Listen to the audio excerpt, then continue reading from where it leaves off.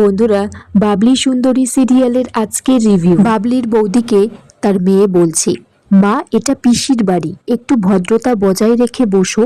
বাবলির বৌদি বলছে, এটা নিজের বাড়ি নয় বলেই তো এইভাবে বসেছি।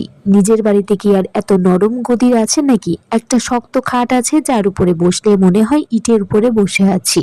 তারাপদ বাবলির বৌদির জন্য ফ্রিজের অল্প একটু মিষ্টি এনে দিলে সেটা ছুঁড়ে ফেলে দেয় আর বলে যে তাদের জন্য ডিমের মামলেট করে আনতে। সহেলি ইশারা করে বলে তারাপদকে ডিমের মামলেট করে আনতে।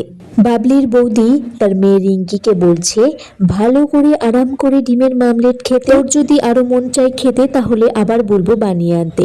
সহেলিকে বলে, গান বাজাতে একটা ঝিঙ্কনা কর। বিনায়কের মা এদিকে বাবলিকে বলছে যে জামাপত্র গুছিয়ে নিতে। বাবলি গুছাতে শুরু করে। বিনায়ক মনে মনে ভাবছে যে আমিই তো বিরোধিতা করে যাচ্ছি বাবলির জন্য, কিন্তু বাবলি তো কিছু বলছে না, তাহলে চলে যাক।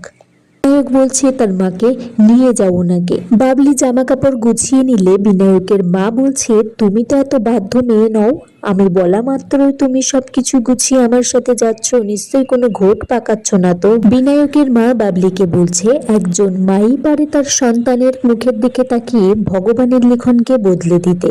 তখন বাবলি বলছেন আপনি, তাহলে আমিও বেবি আর মিমির লিখন বদলে দিতেই পারি। এদিকে বাবলির বৌদি বলে সে ফ্রিজ দেখতে চাইছে। সহেলি বলছে, এবার কিন্তু বাড়াবাড়ি করছেন। বাবলির বৌদি বলছে, আমরা যদি এখান থেকে ফিরে যাই না তাহলে বাবলিকে কিন্তু আর নিয়ে যাব না। এটা শোনার পর সহেলি বলছে, ঠিক আছে ফ্রিজ দেখে নিন, দরকার পড়লে আমার আলমারিটাও দেখে নিন। বাবলির বৌদিকে রান্নাঘরে নিয়ে গেলে রান্নাঘর থেকে ফ্রিজ থেকে কিছু জিনিস সে ব্যাগে ভরে নেয় আর ব্যাগটাকে বলে সহেলিকে দিয়ে যে ব্যাগটা খুব ভারী, আপনি দিয়ে আসুন। বাবলির বৌদি এদিকে ফ্রান্স থেকে আনা একটা উপহার ভেঙে ফেলেছে। বিনায়কের মা বলছে, তোমরা কি বাড়ির সবাই অলক্ষণে নাকি? বাবলির বৌদি বিনায়কের মাকে বলছে হাত তুলে যে আপনি একদম মুখ সামলে আর মাথা নিচু করে আমার সাথে কথা বলবেন। বাবলি তারপর তার বৌদির হাত ধরলে বাবলির বৌদি বাবলিকে চিনতে না পেরে বলছে, আপনি কে? বাবলি তারপর সানগ্লাস পরে তার দাঁতগুলোকে বাইরে বার করে বলে, আমি তো বাবলি সুন্দরী বৌদি গো। বাবলির বৌদি বলছে, বড়লোক বাড়ির বৌমা হলে কি রূপেরও পরিবর্তন হয়ে যায়? তারপর বাবলির বৌদি বলছে, আমার মাথা উঠছে, আমি অজ্ঞান হয়ে যাব। বাবলি চোখে মুখে জল ছিটাচ্ছে, বলছে একটু মিষ্টি জল খেলে তোমার সুগারটা আবার উঠে যাবে বৌদি। বাবলির বৌদি বাবলিকে বলছে, আমার সাথে বাড়িতে চল।